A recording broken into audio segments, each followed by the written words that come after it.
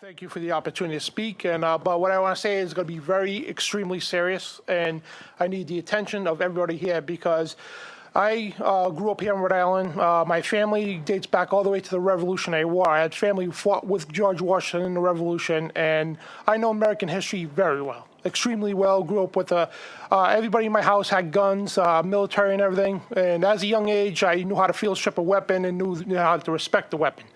But that being said, what disgusts me the most, and please do not take any this personal, but what disgusts me the most is Benjamin Franklin said that those who would give up their essential liberties to obtain any kind of security will get or deserve neither. Now we have Americans, people who dare to call themselves Americans, to say, I'm willing to give up my Second Amendment to keep us safe.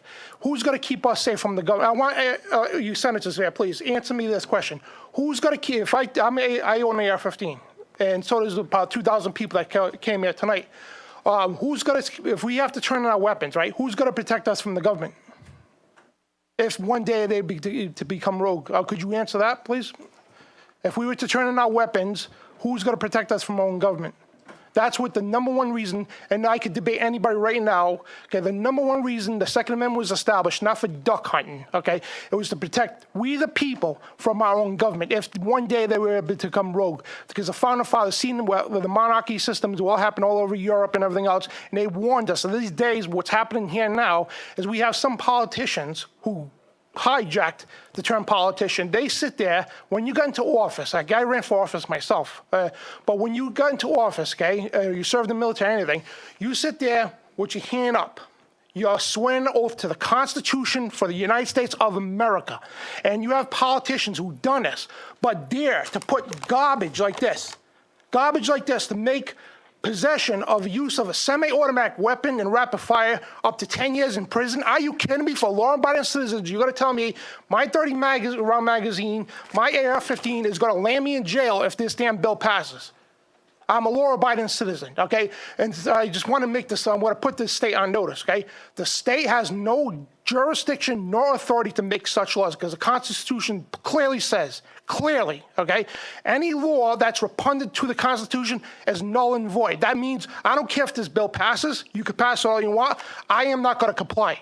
And over my dead body from my cold dead hands does anybody get my firearms. My founding fathers, my ancestors fought for the civil liberties that you all have. The only thing that keeps us all free here, your freedom of speech, freedom of this and all that, is the people's right to keep and bear arms. You remember that. 1900s, for the whole century, hundreds of millions of people died because of gun control. Every one of those kids that died in those schools, their blood is on the hands of the gun control. Because if those teachers, those people had the right to defend themselves, they'd all be alive today. And everybody knows that. We know it's nothing to do with control, okay, over guns. It's control over the population. We have people since the Founding Fathers to modern days through history warning us of this communist agenda to mislead the children in schools, manipulating these poor children, exploiting them to come up here to testify. Oh, take the guns, please. And these poor kids don't know history. They don't know history. They don't know the importance of we the people to keep and bear arms. We are the power, okay? We elect you to represent us, the people. No, you talk about numbers, okay? I got it right here on video. I had made several videos. I reach more people than WPRI Channel 12 ever could dream of. And I got it on numbers here. When I come to the State House last week when they had the rally for the gun control, maybe about 200 people. I come here today, right on the third floor here, double that, just on the third floor alone, than what they had. We had, there was a report about 3,000 people came here. 99% of that was gun supporters, gun rights supporters. And it's not even counting the people. And the other side, they had to bus people in from other states. We didn't do that. They were all Rhode Islanders there. And plain and simple, we're sick of the garbage. Plain and simple, we want to put you on notice. We elected you to abide by the law. That's the Constitution, not your corporate people, not your lobbyists and all that. The Constitution of the United States, and get it through your heads that the Second Amendment, okay, in our Rhode Island State Constitution says the right to bear arms shall not be infringed. And there's nobody's jurisdiction or power to override that. I don't care what manipulation or who went to Harvard Law School, whatever. The Constitution is plain as day. We don't need interpretations. Okay, the Founding Fathers made that quite clear, and I challenge anybody to read the Founding Fathers' writings. Very important how this is going on, because if we turn in our firearms today, because what's going to happen, if that bill passes, I'm telling you right out, you're going to start a revolution.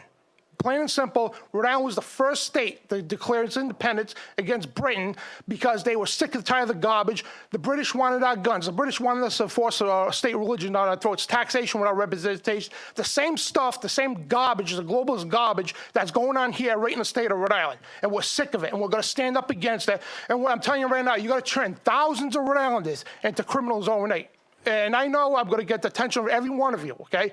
God bless every one of you who support the Constitution. I'm behind you 100%. But for you, those who don't, and I'm telling you right now, if this bill passes, I will run for office, and I will see to the end of my days that everybody who pushed these strict, draconian gun laws, that will be trial for treason. This is pure treason, and I'm telling you right now, if the Founding Fathers came alive today, what's going on right now, there will be a revolution tomorrow. Plain and simple, and people need to understand that. You need to stop saying, oh, we got to be like Connecticut, we got to be like Massachusetts, we got to be like Australia, oh, we got to be like this one. No, we got to be like Rhode Island. We have a great law enforcement unit called the Rhode Island State Police. They are on top of things. That's why we don't have mass shootings. And I'm not saying it can't happen here, but they are on top of things. We've got an awesome law enforcement agency. We got awesome Rhode Islanders who respect the law, like myself, thousands of gun owners. How many gun clubs here in Rhode Island? How many gun shops here in Rhode Island? Democrats, Republicans, of all parties love the Second Amendment here in Rhode Island. That's why we've been holding gun control back for a while. And in regards to the lying polls, okay, of the pro-Joe, all polls show, even David Cicilline's polls, that at least 70% of Rhode Islanders do not think more gun control is going to work. I could go on all day with stats, but it's not about stats here. It's about the Constitution. For anybody right now to say, I'm going to give up my civil liberties that my ancestors fought for, your ancestors fought for, oh, let's let the government protect us and hope and pray that somebody doesn't come in our school. No, I don't think so. We're not going to allow it. We, the people, are not going to allow it, and we're not going to stand for it. And I need to put the entire state on notice about it. And I don't care what kind of, I don't care if it's the federal government, the state authorities, whatever. Nobody at all is taking our firearms. 1776 will begin again if anybody dares to try to touch our firearms. And this is a serious matter, and you people need to understand this, okay? And I'm sick of people like Josh Miller and all that sitting there laughing because we got a Second Amendment, laughing, oh, look at those gun supporters, okay, because you never need to take us serious. We're out there, every time there's gun rallies, we quadruple the opposition, quadruple that. And it's a pure sick and disgusting. I gotta sit here and do this, okay? I've been here since probably like 12 o'clock today, and I'm fed up, okay? And I teach my son American history as well. And what's gonna happen when he grows up to be my age? Oh, we used to have a Second Amendment, but the cowards called Americans gave that right up, okay? And our Founding Fathers warned us against this, okay? So I don't care if you're a Republican, Democrat, I'm an independent, okay? I support you. No, I don't care what party you are. You support the Constitution, I'm behind you 100%. But this needs to be understood, and it's not about political parties, okay? The NRA, that's the limit of the argument. Let's blame the NRA. They teach nothing but gun safety. And it's not even, there's millions, hundreds of millions of Americans that do own firearms that are not part of the NRA. You know, we are not criminals, okay? All these gun control laws do is say, oh, let's ban the weapons because, oh, yeah, criminals are going to follow that, right? I mean, are you serious? Eric Holder, the Attorney General, a former Attorney General, he stated, we got to brainwash the American people, and you can find that comment right on your phone. Brainwash the American people to think guns are bad. They are openly declaring war on the American people. This is a globalist agenda. The United Nations meets every year. Their number one goal is disarm the American people. That's a communist manifesto agenda. The things our Founding Fathers will warn us about. People like JFK, all our great presidents we had warned us about this stuff. So you people really need to understand and listen to this because, frankly, we could be here all night. I'm a talk show host. I could talk for hours. I could hold this place up for days if I have to. You're not going to do that tonight, Dwight. No.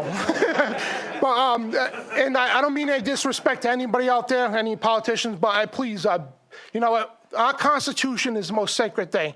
And I understand nobody, I cried too when those kids died. We all did. And I'm sure both sides here could agree with that.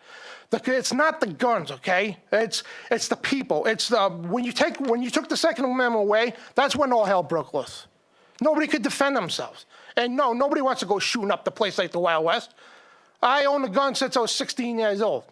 And not once did I even think of turning that gun on somebody. And I don't care if it's my opposition, if somebody hates me. If I see their life in danger, I'm going to stand there and protect them and risk my life to protect them as well.